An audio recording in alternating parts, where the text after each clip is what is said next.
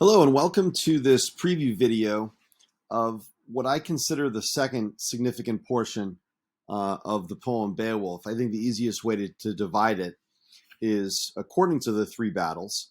And we're about to begin the second significant conflict, the battle between Beowulf and Grendel's mother, who is one of the more fascinating characters in the poem, and I would argue in all of Anglo-Saxon poetry.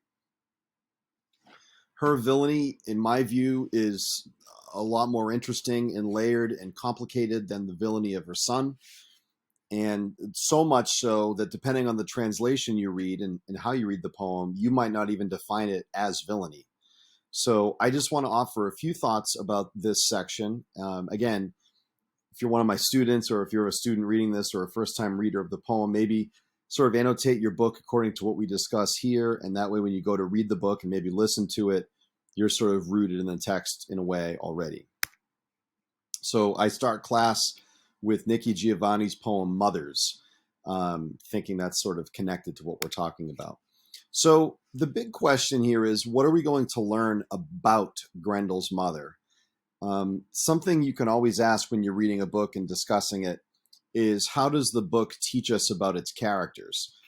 When you start reading British fiction, some writers, sometimes you learn about characters through gesture, through silence, through posture, through status, language patterns, where they live, and it's really not unlike now, right? So what do we learn about Grendel's mother? So here's a really interesting thing. Again, I'm really strongly recommending reading the introduction of Maria Hilde's translation of Beowulf.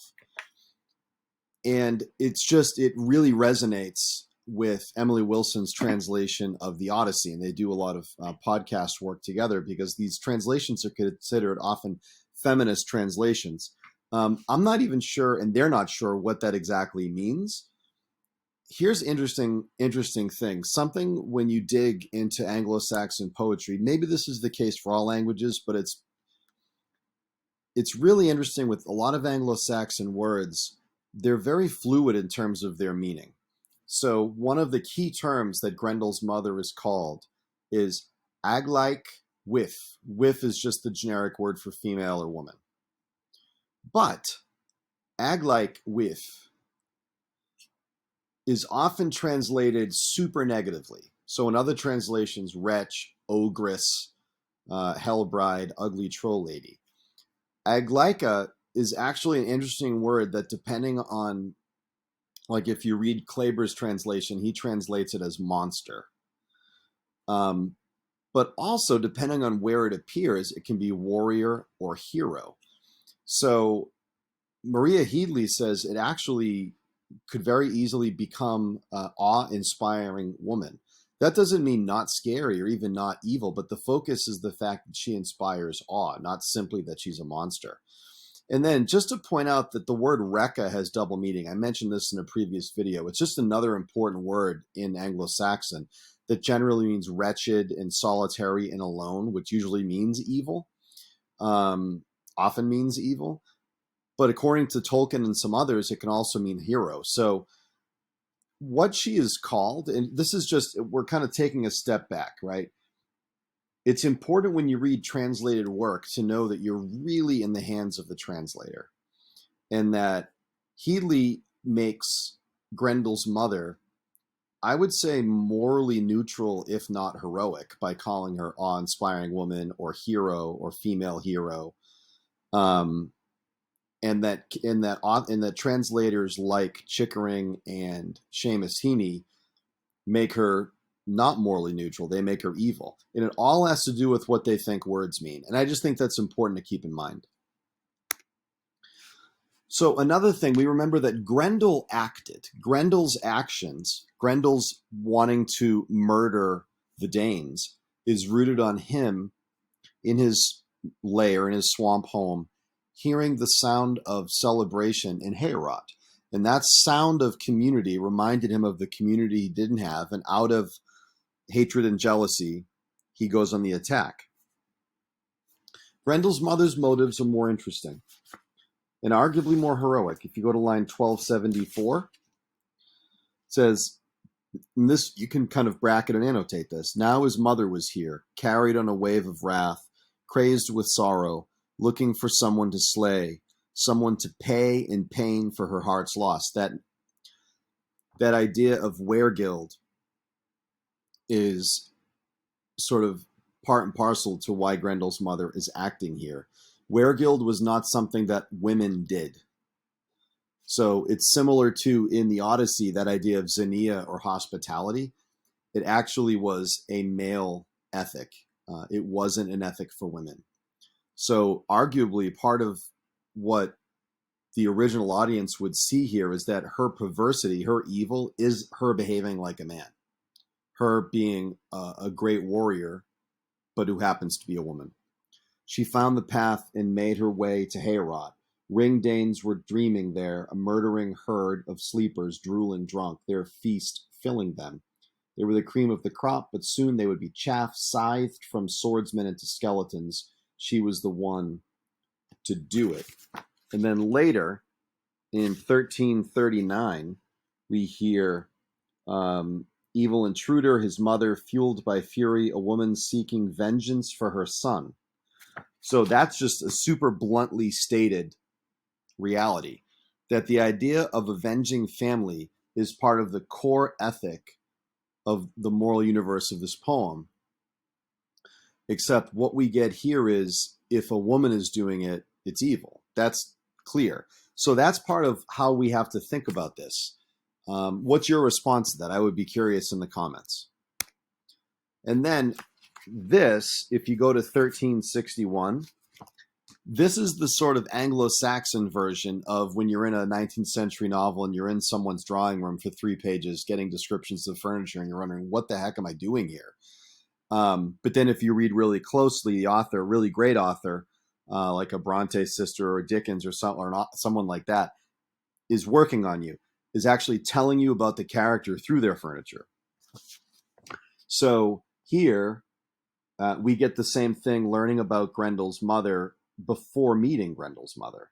So if you go to 1361, page 60, it's not far from here, the mere swamp, but it's a world away, a forest frosted even in green months. This is Hrothgar talking to Beowulf. Old wood, wicked and well-rooted. Waters reflect trees like tangled teeth. I think that's one of the best images in this translation. A gaping maw that at night is lit with flames in the flood. No one's ever touched the bottom. No one born of man, anyway. Men can't go in. Even animals. A heath-hopping hart held to Mere's edge by hounds would sooner spin on hooves and fight, lower horns, and ready itself for death than step upon that stinking sod and dive into the dark. It's a bad place. Waves roll and taste the sky's edge. Winds gust. Clouds spit and spark. And when it storms, Mere mixes with mist, geysers up, and heaven moans. Underline heaven moans. There's a moment at the very end of the poem that I'm feeling that might be an interesting echo there. But anyway, this is just this would be a good thing to write about or think about or discuss, the sort of geographical imagery of these places in the poem. Really, really amazingly done. Okay, moving on. We always get a pregame, a game, and a postgame in Beowulf. So the pregame begins on 1383 and is a discussion between Beowulf and Hrothgar, and then later Unferth. Beowulf has saved Hrothgar from Grendel and clearly is speaking here with a lot more bravado and confidence. And if you go to 1383, Beowulf, son of Ecgtheow, is open for business, and he says this super blunt thing. No worries, wise one, I've got this. And here's the line. When a friend needs to be avenged, it's better to fight than cry. What we learn is Hrothgar's right-hand man, Asher, is killed by Grendel's mother. And Hrothgar is despondent. He's a mess. And Beowulf says, thank God Beowulf's not a licensed therapist. Beowulf says, when a friend needs to be avenged, it's better to fight than cry. In other words, suck it up. You got to move forward, and we have to just, kill the cancer, basically, get rid of Grendel's mother. So at that point, what we get then, if you go to page 64, is Beowulf makes the promises you expect him to make. Hrothgar makes the promise to reward him. I always wonder, how much wealth does he have at any one point? He just gave Beowulf tons of stuff. But here's this interesting paragraph on page 64, line, I would say the second paragraph on page 64. Last but not least, Unferth, Hrothgar's left-hand man, unexpectedly stand for Beowulf and handed him his heirloom, Hrunting, an ancient hilted sword written with runes of ruin, iron blade, emblazoned with poison shoots. So that paragraph's all really important. And we're reminded that Unferth is a warrior, and his sword, which has a name, Hrunting, is undefeated. And Unferth, in a sign of peace with Beowulf, gives him this sword to use against Grendel's mother.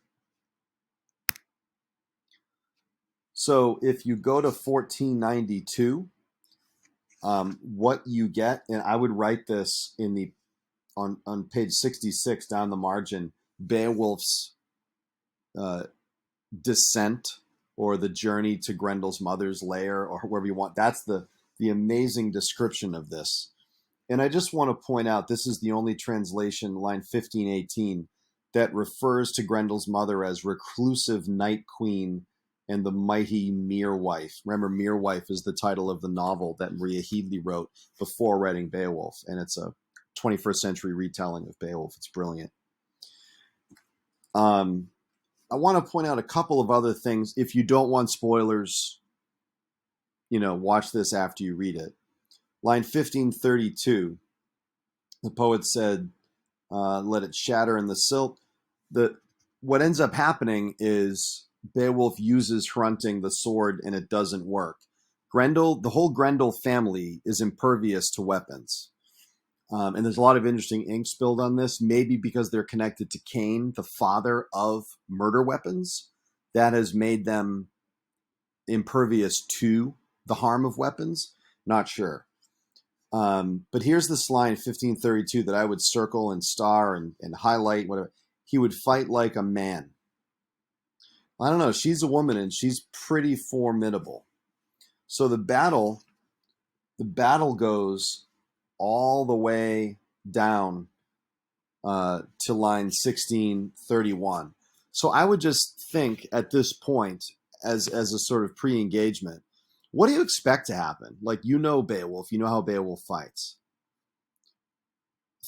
As you read and listen, think about lines that are important or interesting to you and mark them. And what surprises or confuses you the most? I just want to point this out there, not only in my students, but anyone else listening. First time reading this, we're not supposed to understand why everything's there. This is an incredibly mysterious poem. And if you're surprised or confused by something, I tell my students that's almost always the thing worth writing about. Not the obvious what's good and bad, not that there's much of that here.